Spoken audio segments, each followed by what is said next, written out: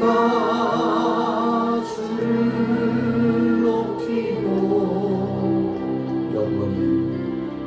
영원히 주의 이름을 송축하리이다.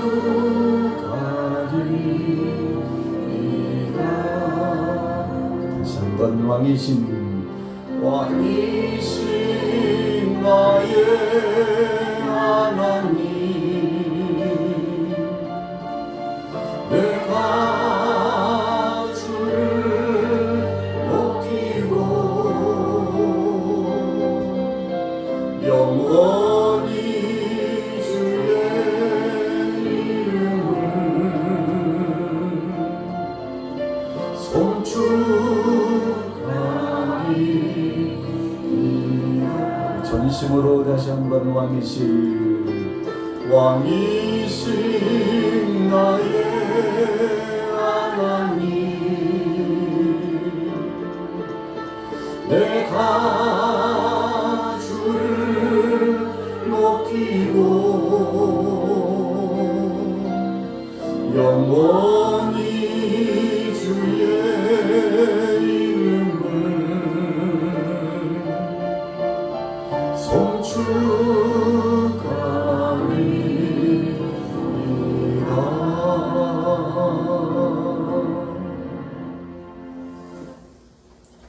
오늘 주제가 바벨탑 이야기입니다.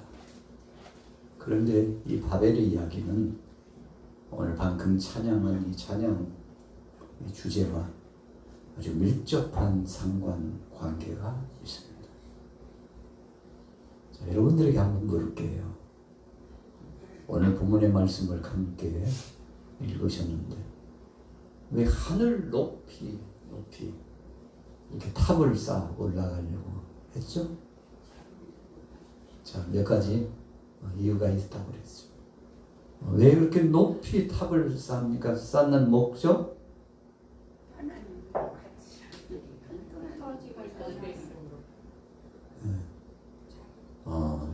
뭐 여러 사람들이 말씀을 해주셨는데요. 첫째는 이들이 하나로 뭉쳤기 때문입니다. 뭉치기는 뭉쳤는데 두 번째로는 목적이 잘못됐기 때문에 그렇습니다. 자, 그러면 세 번째 그 목적이 무엇일까요? 하늘탑 높은 꼭대기까지 탑을 쌓아 올려서 혹시 하나님이 또 심판하시면 이 심판을 면해야 되겠다. 우리 선대조상들은 정신 못 차리고 대비하지 못해가지고 심판받았어. 또 그런 심판이 있습니다. 듣지 않으니까 상등성이가 넘치는 물의 홍수가 있었다고 들었습니다. 아예 그보다도 더 높은 하늘 꼭대기까지 탑을 쌓으면 하나님인들 홍수를 내려도 그 이상 될까? 사람들이 모여가지고 웅성웅성 지혜를 모아가지고 야 어떻게 해야 되겠나? 우리 방책을 세우자. 당하고만 살 수는 없잖아. 방책을 세우자. 여러분, 사람들이 모이는 목적, 이 공동체 목적이 좋아야 됩니다. 우리나라 대한민국도 마찬가지. 우리 대한민국이라고 하는 구성하는 이 일원의 목적이 참 좋아야 합니다. 우리가 교회가 있는데 교회가 공동체를 이루고 우리 교우들이 우리 양화교회뿐 아니잖아요. 지교회들이 얼마나 많은데. 그런데 이 지교회들이 주일날 또 기도하는 시간에 새벽에 모이는데 그 모이는 목적이 다 있습니다. 우리가 개모임을 해도 모이는 목적이 있어요. 그 목적대로 가는 거예요. 그래서 그 목적을 좀 구체화하기 위해서 법문서를 만들죠. 그걸 뭐라고 그러죠? 개모임 할 때는 개책이라고 만들었어요. 개책. 개책. 그 당시에 아주 오랜 이야기이기 때문에 덕지 새 꾸러미 하나 이게 얇은 꾸러미 하나 이 속에요 우리가 모이는 목적 법문함이 다 있습니다. 그래서 대모임을 할 때도요 개책을 갖고 개장이 굉장히 파워가 있죠. 개장이 대단합니다. 대단해요. 한번 떠올려 보세요. 여러분들 주위에서 지금도 개모임 요즘은 개모임이라는 용어를 거의 안 쓰던데 약간 이제 그 명칭이 바뀌었습니다. 바뀌어가지고요. 무슨 모임 하는데 개자를 잘 안 넣어요. 개자 넣으면 이상하게 보니까. 그래서 공동체가 이렇게 모이는데 법문서를 딱 가지고 있습니다. 그래서 혹시라도 문제가 발생하면 민법에 가서 호소하는데 왜 무슨 일이냐고 우리가 모임 하나 만들었는데 믿었던 그 사람이 다 싸질머지고 우리 재산은 다 싸질머지고 가가지고 이렇게 억울하죠. 도대체 얼마인데요? 얼마 안 돼요. 한 20억 돼요. 너무 마음이 아파가지고 사람들이 한 20여 명이 몰려가지고 법원에 가가지고 어떻게 해야 되냐 상담을 하니까 이렇게 라는 법이 있는데 그 사람이 어쨌든 당신들에게 속여가지고 사기쳤다 이거잖아요. 공금을 횡령했다 이거잖아요. 개책 이슈 개책까지 봐 개책 약속한 문서가 있냐 이겁니다. 문서가 있는 거하고 없는 거하고 하늘과 땅 차이입니다. 그런 거 없어요. 우리가 우리가 그런 거 가지고 모였나요? 없어요. 그러면 증인 있어 증인? 문서 없으면 증인이라도 여러분 문서가 있으면 그 문서 약속대로 판사가 읽어보고 변호사도 읽어보고 검사도 다 보고 당신들과의 이 약속을 깨고 해서는 안 될 일을 했군요 하고 그 상대에 대해서 상대를 불러가지고 도망갔으면 계속 찾을 때까지 그 기한이 있습니다. 그래서 그 기한 동안 계속 현상수배범으로 몰리는 거죠. 여러분 그 모이는 목적대로 하는 겁니다. 계책대로 하는 겁니다.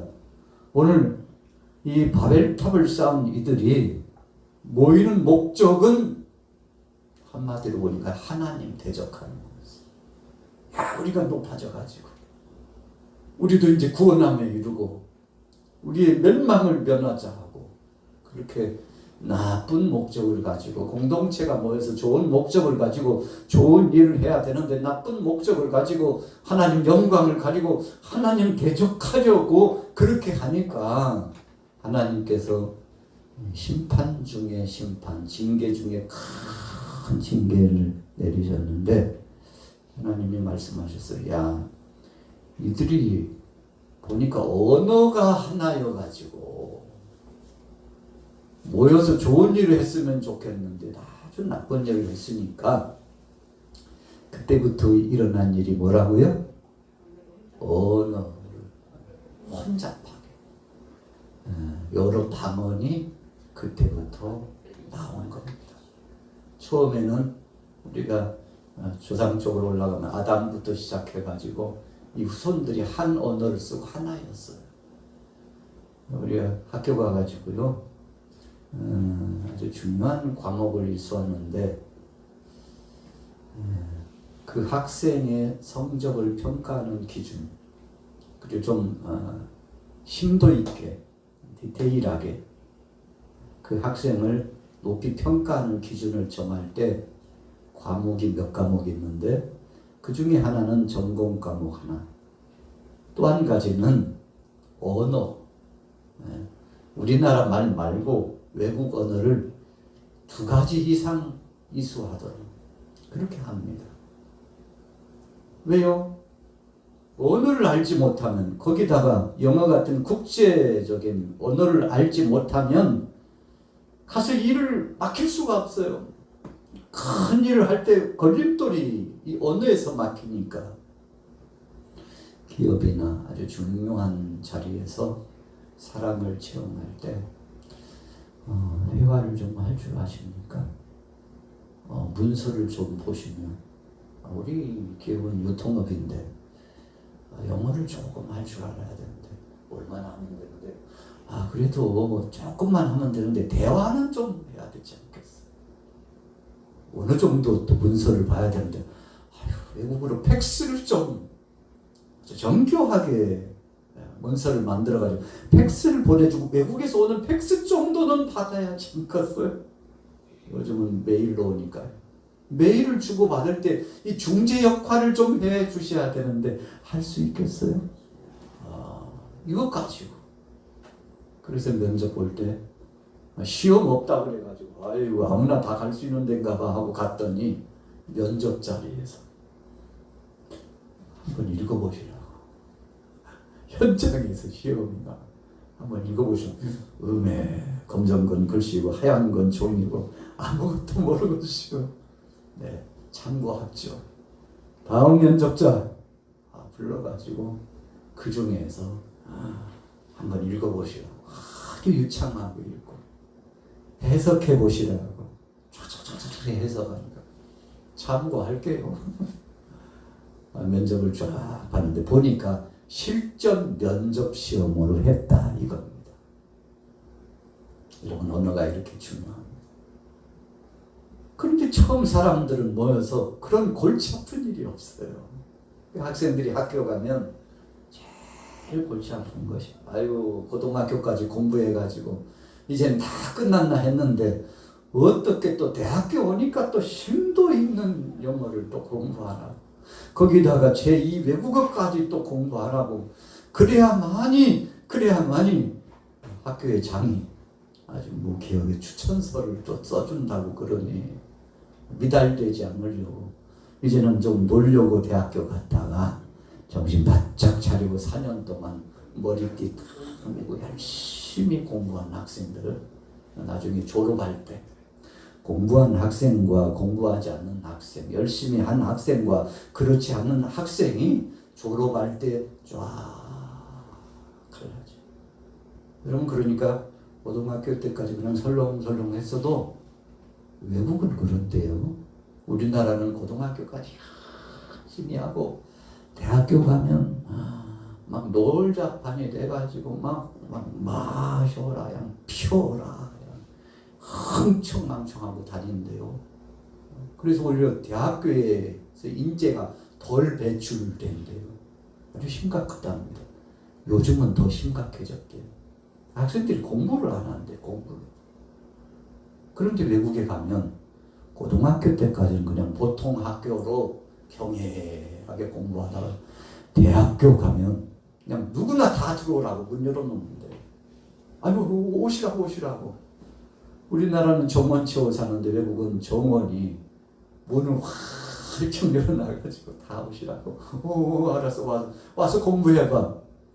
그런데 마지막 과정 패스하고 졸업해가지고 졸업할 때 좀 심도 있는 학교는 논문까지 쓰라고 해가지고 졸업하는 학생은 몇 명 안 돼가지고 학교에서 인정할 만한 패스하는 학생들이 몇 명 안 돼가지고 그거 통과하려고 대학교 가면 얼마나 공부를 열심히 하는지.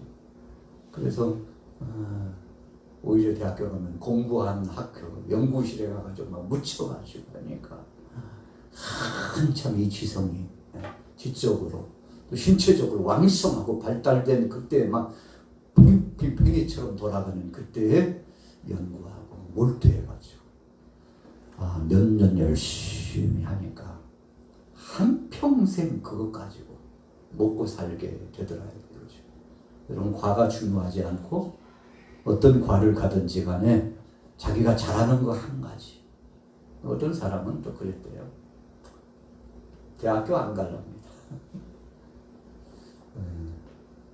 지금도 우리나라는 조금 다르지만 외국에서는 학벌보다도 실력이 중요하다. 그래서 고등학교만 나와서도 자격증을 잘 많이 준비해가지고 자기 실력을 보여주면 그냥 인정해 준대요. 실력 중심이에요. 어느 곳이 더 좋은지 모르겠어요. 판단해가지고 좋은 곳으로 가서 하시면 됩니다. 제가 생각할 때는 후자. 꼭 학벌보다도 능력 있는 사람이 있다면 꼭 학과 과정을 다니지 않았어도 자기가 열심히 해가지고 좀 쓸만한 인재, 성실한 사람, 정말 이 사람 대단한 사람이라고 인정될 만한 사람이 인정받는 그런 시대가 좋은 시대가 아닐까 저는 생각을 합니다. 자, 오늘 언어 이야기 나오다 보니까 조금 더 앞으로 전진했습니다만 이 언어 활용을 통해서 하나 됐잖아요. 소통 문화를 통해서 하나 됐잖아요. 서로 격이 있지 않고 하나가 되었잖아요. 하나가 되었다면 하나 된 만큼 그 힘을 발휘해야 되는데 이 힘을 엉뚱한 데다 쓰면 하나님의 심판이 온다 이겁니다. 하나님이 건강 주셨더니 건강하니까 그 건강 가지고 하나님을 기쁘시게 해야 되는데 자기 욕심, 정욕 채우느라고 그냥 동분서주 안 가는 데 같고 안 하는 것이 없고 이렇게 바쁘니 여러분 하나님은 별로 기뻐하지 않습니다. 건강을 주면 이 건강 가지고 주님 건강 주신 이가 주님이신다.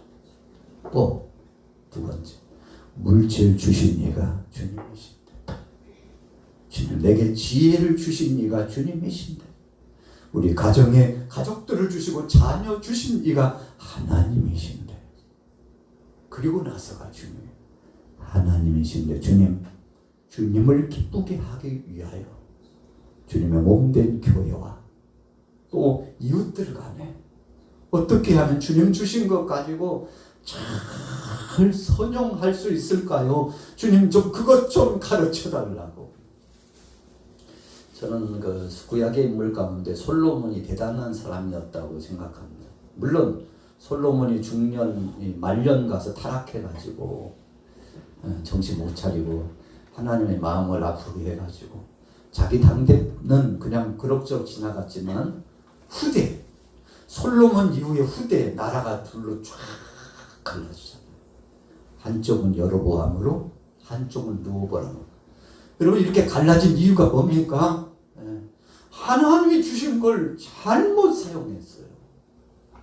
솔로몬이 명성이 막 자자하니까 주위 사람들이 막 몰려왔거든요. 심지어는 외국에서 사람들이 몰려와가지고 솔로몬의 지혜 배우자고 막 왔는데 그때 아마 이렇게 했으면 어땠을까요?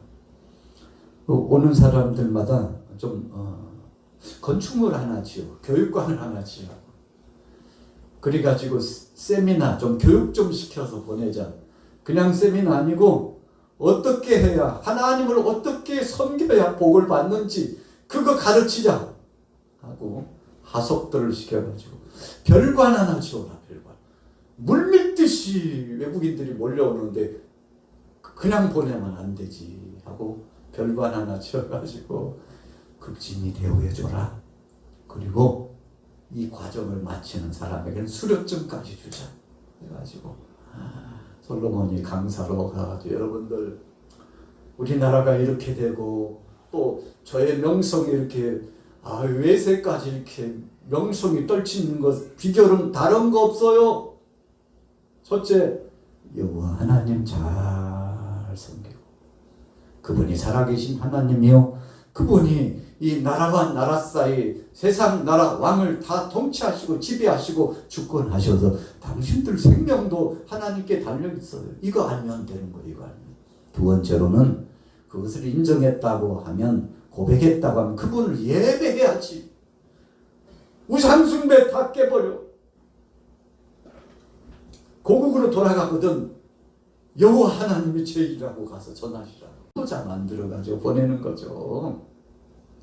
그래가지고 성심껏 머무는 동안 보름이든지 20일이든지 30껏 극진히 예고해주고 그러고 있지 말고 오늘 예배 날인데 성전에 갑시다. 어떻게 우리가 예배하는지 당신도 봐야지. 여러분 그래서 예배를 가르치고 기도를 가르치고 하나님 섬김을 가르치고 하나님 영광을 드러냈더라면 얼마나 좋았을까. 역사는 바뀌었을 겁니다. 역사가 훅하니 바뀌었을 거예요. 그런데 그러지 않았어요. 한두 번은 하나님 영광 드러내는, 한두 번은 감사하는, 한두 번은 주님이 하셨다고. 그러나 사람들이 물밀듯이 몰려오니까 자만심이 생기고 교만한 마음이 들어가지고 오는 사람마다 칭찬해주고 막 물자를 가지고 오니까 부귀와 영화가 하나님이 주신 거잖아요. 안에서도 풍성한데 밖에서 가지고 오도록 누가 해주셨어요? 하나님이 해주신 겁니다. 여러분 우리나라도 그렇잖아요. 안에서 생산적으로 잘 됐는데 그걸 막 수출했어요. 수출만 했나요? 외국 사람들이 와가지고요.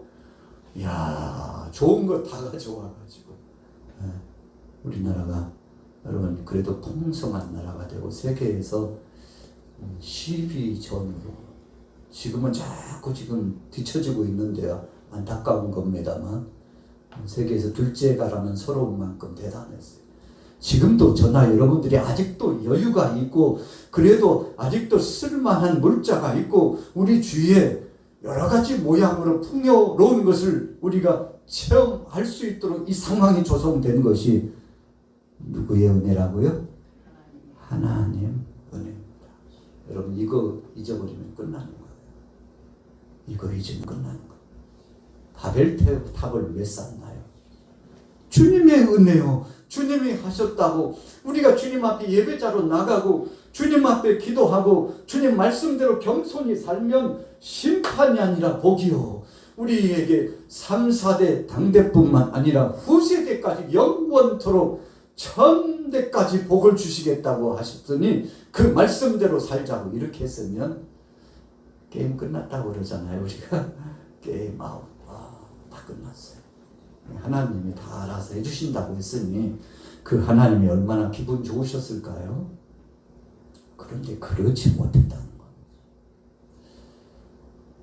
거예요.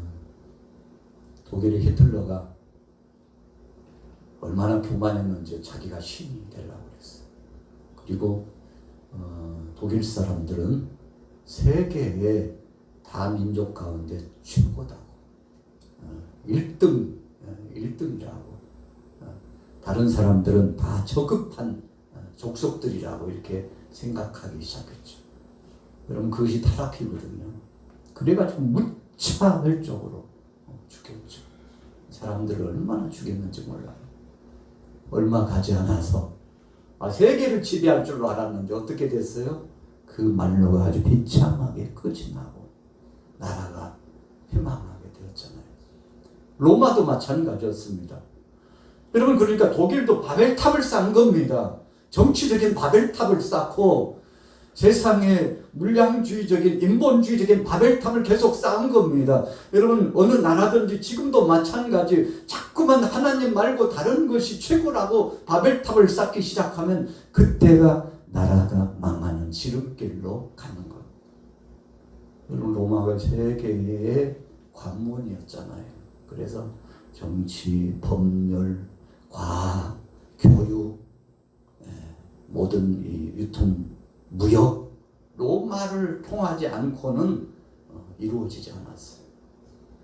그런데 나라가 잘 되고 흥망하니까 황제가요 높아지니까 나가서 점령하고 들어오면 막 영토가 확장되고 그러니까 신이 되고 싶었어요.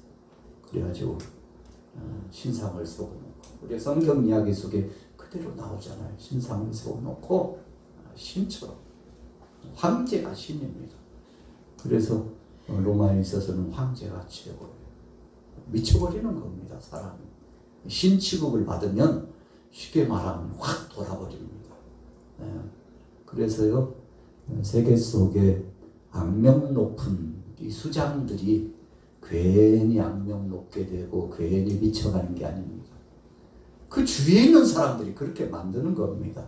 여러분, 우리가 우리나라 한반도 역사도 보면은요, 진짜 악한 왕들이 있었는데 그 왕들 주위에는 간 뭐가 있죠? 간신들이 있었어요. 간신. 그냥 그렇게 된 게 아니에요. 주위 사람들이 그 사람을 망치는 겁니다. 눈을 가리는 거예요. 귀를 막게 하는 거예요. 여러분, 그래서 진짜 나쁜 사람은 측근에 있는 사람들이 나쁜 거예요. 그 사람을 옹호하고 신처럼 좋아하는, 당신이 죄라고, 당신 없으면 안 된다고 생각하는 주의가 가장 위험한 겁니다. 그래서 혹시라도 그런 추앙을 받고 자기에게 그렇게 집중되고 있다면 정신 차려. 일어나. 정신 차려. 당신 정신 차려. 그러면 안 돼. 따끔하게 이야기해 줄 수 있는 사람이 있어야 돼. 그리고 주위에서 잘못된 것은 잘못된 거라고 이야기해 줘야 되고, 그 사람이 잘 좋은 길로 갈 수 있도록 선도해 줘야 돼. 여러분, 그래서 세계의 영웅 호걸들 보면 가장 가까이 있는 측근, 가까이 있는 사람이 여는 연대 앞에 한자가 붙었대요. 여는 연대 한자가 앞에 붙었대요. 어떤요? 악명. 이 악이라는 것이 나쁜 의미가 아니고, 자기 남편이 그렇게 되기까지요, 이 아내가요, 얼마나 독하게 채찍질을 했는지. 여보, 그렇게 하면 안 되지. 그러니까 위대한 인물, 바로 배우에는 위대한 어머니나 위대한 아내나 위대한 친구들이 있었대요. 아주 중요한 거잖아요. 여러분들에게는 어떻습니까? 주위에 좋은 친구 있죠? 우리 옆 사람하고 나눠보겠습니다. 당신이 좋은 친구입니다. 나에게 따끔한 말 좀 해줘. 따끔한 말 해줘. 말은 그러지만 진짜 따끔한 말 하면 오늘부로 보지 말자. 내일 보면 내가 손에 잠을 쥐죠.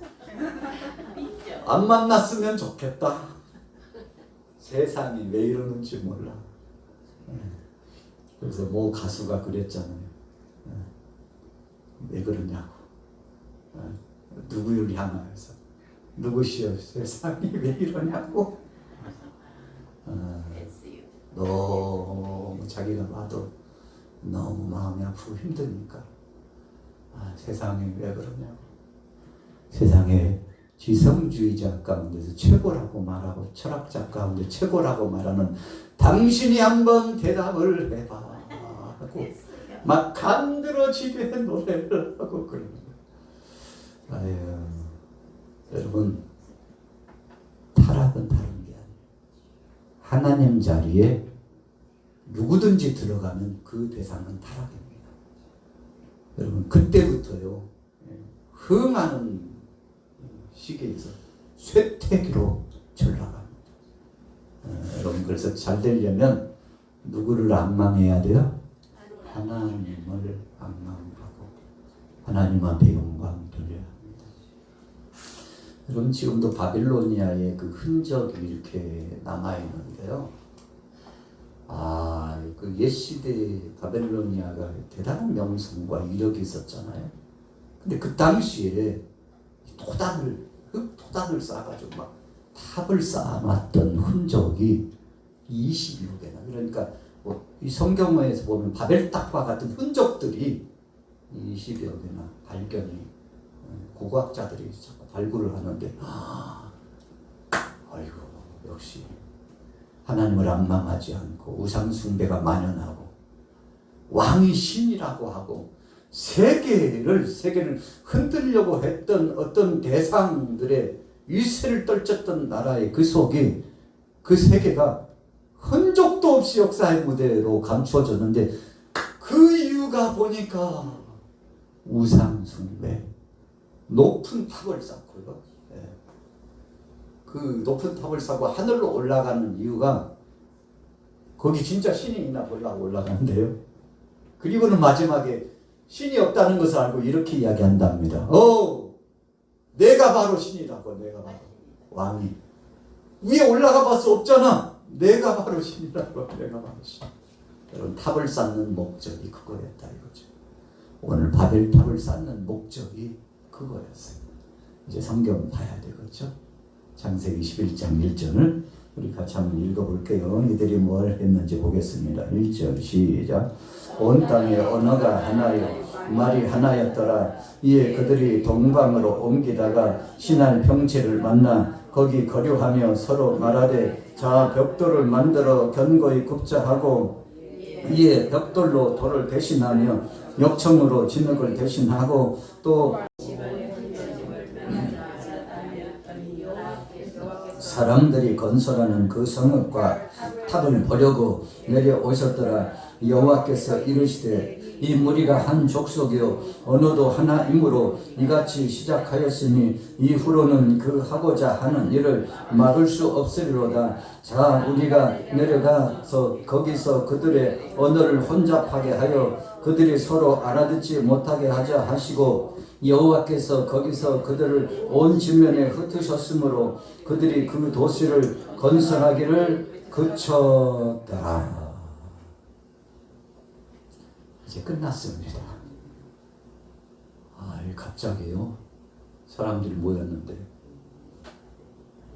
통하지 않아요. 뭐라 그래? 못 알아듣겠어. 알아들을 수가 없어요. 그렇게 많이 모였던 사람들, 비슷한 언어를 구사하던 사람들끼리 편이 돼가지고 흩어지기 시작했어요. 갈기갈기다 흩어져 찢어 죄할 길로 흩어져 갔습니다. 답답해서 살 수가 없어요. 뭘 해야 할 수가 없어요. 소통이 안 되니까 뭘 할 수가 없어요. 막 속이 막 불이 나가지고 그냥 죽을 것만 같아요. 그런데 듣고 보니까 자기하고 똑같이 쓰는 말씨를 쓰는 같은 언어의 사람들이 있더라. 그래서 방언이 비슷한 사람끼리 모여가지고 멀리 나가서 살게 되었는데 그때로부터 탑을 쌓는 일을 할 수가 없었다. 여러분 힘도 약하고요. 그냥 하루 모여있는 몇몇 사람들끼리 살기도 지금 급급한데 하나님께서 모든 것을 다 쓸어 가셨어요. 다 쓸어 가셨어요. 흔적도 없이 다 물거품처럼 되게 했죠. 여러분 이것이 하나님의 방법입니다. 자, 여러분들은 어떻게 살고 있나요? 하나님 중심입니까? 아니면 개인 중심입니까?